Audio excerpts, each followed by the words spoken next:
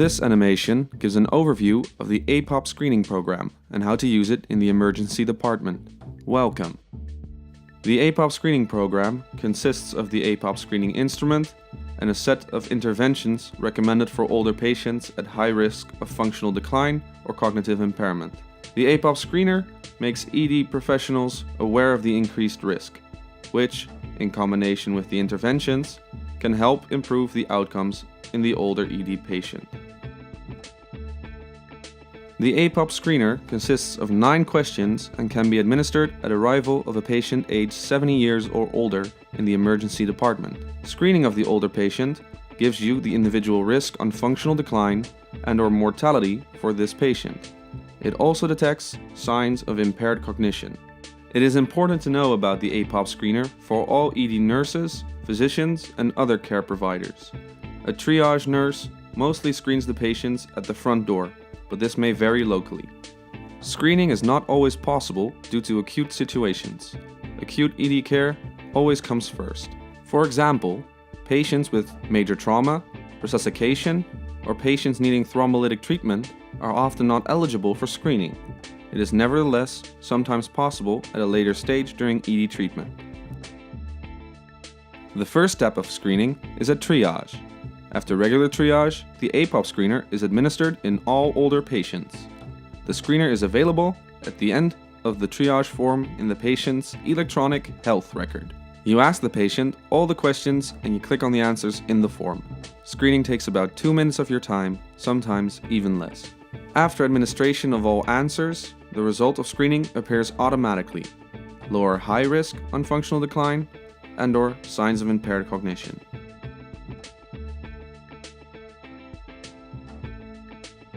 Four different screening results are possible. Firstly, a low-risk result. This result does not lead to any follow-up actions. Patients with a low-risk result receive routine ED care as usual. The second possible result is a high risk on functional decline and/or mortality. After this result, follow-up interventions are recommended. For example, the ED nurse can transfer the patient to a bed instead of a gurney to prevent pressure sores. The physician can take the high-risk result into account for treatment options and possible preventative measures. These follow-up interventions can improve care for acutely presenting older patients at risk for adverse outcomes. The third result can be signs for impaired cognition. The screener in this case indicates a suboptimal cognition of the patient in the ED. Not only patients with dementia, but also patients with signs of delirium belong in this patient group. For these patients, interventions are also recommended. Patients, for example, can be nursed in a quiet room with a reduction of background noise. Natural lighting can help prevent patients with confusion and disorientation. Also, provision of nutrition is important, if possible, in the treatment plan. Both physicians and nurses can take impaired cognition into account during history taking and informational interviews.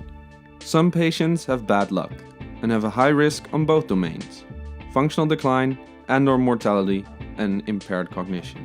In this case, all previously mentioned recommendations are important. It is recommended to make a high-risk result visible to all care providers, for instance, by using the APOP logo in the electronic health record beside every high-risk screened patient. Apart from that, it is optional to put a paper APOP high-risk warning sign on the treatment room door of the patient. In this way, every care provider visiting the patient is made aware of the geriatric vulnerability of the patient and can take this into account in management. After treatment in the emergency department, patients can be discharged home or admitted to one of the hospital wards. The following interventions are depending on the disposition of the patient. They can be found in a schematic overview of the APOP program advices. The scheme is made to use in practice. Short, clear, and practical for all. Interventions after discharge, for example, are written discharge instructions for patients who are discharged home and a notation of the high-risk result in the letter to the general practitioner. For high-risk patients admitted to hospital, an automatically generated order in the electronic health record will follow, leading to consultation by the geriatric team during admission. Lastly, a telephone follow-up will follow within 24 hours for all high-risk patients who are discharged home.